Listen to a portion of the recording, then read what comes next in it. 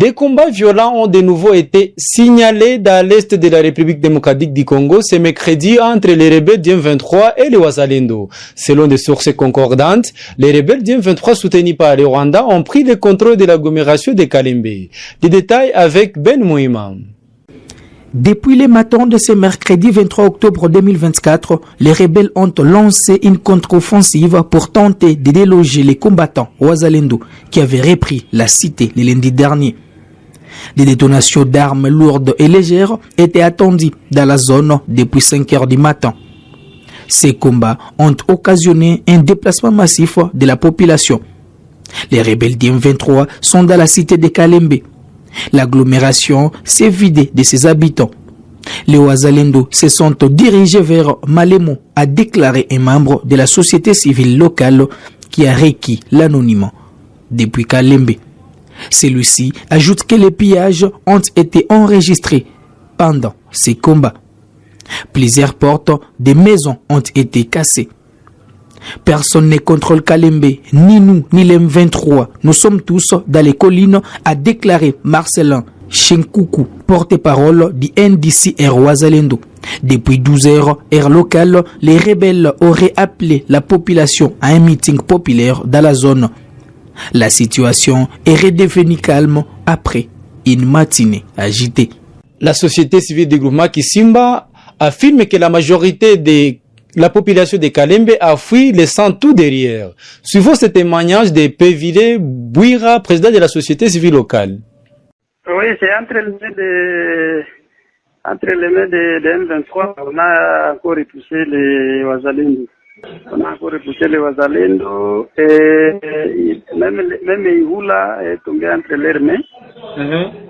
Parce qu'on a pris les M23 qui étaient à Kikuku. Ils ont aussi attaqué Ihula et ils ont déjà repris Ihula, la localité d'Ihula et Kalembe. La dernière position de Wazalendo se trouve déjà à Mbeti. La position se dirige vers Mbeti, Katobi et Pinga. Bon, peut-être, vous savez, nous sommes déjà déconnectés, donc il n'y a plus de mouvement Pinga Goma, tout ça. Ça devient là compliqué même. Restons toujours dans le territoire de Massissi où des combats ont été également enregistrés dans les centres de Kaïra, dans le groupement Bachari Mokoto, qui est passé sous le contrôle des rebelles du M23.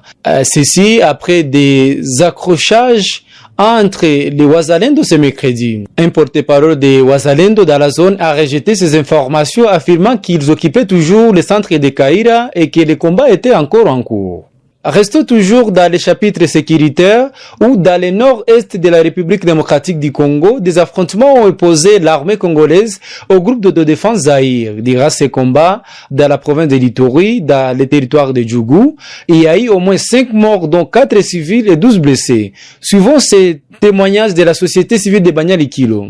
Mais je dis que non, le bilan provisoire de ces accrochages fait état de 12 blessés du côté des civils. Et aussi 5 morts, dont un élément d'effort d'essai, 4 civils tués. Oui. Alors, le contrôle des centres de Plito est passé entre les mains d'effort d'essai et que l'autodéfense s'est retirée du côté de Philippines là-bas. La population s'est déversée en Mongwalo, dans la commune rurale de Mongwalo, mais pour le moment, les activités tournent d'abord en ralenti. Et certains commencent à regagner. C'est demain que peut-être les activités vont ouvrir vraiment comme d'habitude. Parce que nous avons même vu des camions à partir de la provenance de Bounia vers Plito, vers Mongwal. C'est supposé que les activités commencent à tourner comme d'habitude. Merci. Et puis, une forte mobilisation est observée ce mercredi à Kisangani. Le président congolais Félix Tshisekedi est attendu dans les chefs-lieux de la province de la Chopo pour inaugurer l'aéroport international de Bangoka. Reportage depuis Kisangani.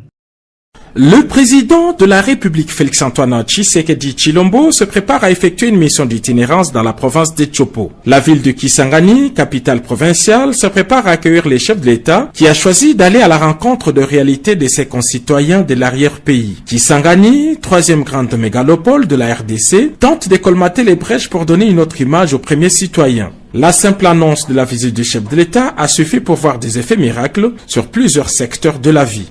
Les travaux de la voirie urbaine, longtemps à l'arrêt, ont soudainement repris. Des gros engins sont entrés en action et pour la première fois, la principale voie qui mène vers l'aéroport a commencé à recevoir une couche d'asphalte. Il en est de même de la grande route qui mène vers les stades de Lumumba. Des travaux d'Hercule y sont effectués jour et nuit. L'électricité, une denrée rare à Kisangani malgré la centrale de la Tshopo, est revenue stable. Face à ces réveils, les Boyomais ne cachent pas leur étonnement. Nous sommes des habitants de Kisangani.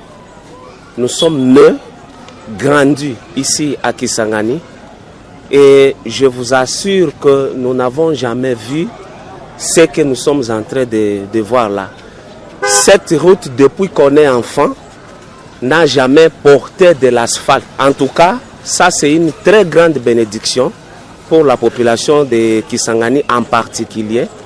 Et nous ne pouvons que dire merci, merci, vraiment un grand merci au chef de l'État, son Excellence Félix-Antoine Tshisekedi Tshilombo, de ce qu'il est en train d'accomplir dans notre province de Kisangani. Mesdames et messieurs, c'est en ces mots que nous mettons fait à cette actualité du jour sur votre chaîne de référence. Merci de vous abonner à votre chaîne. À la prochaine.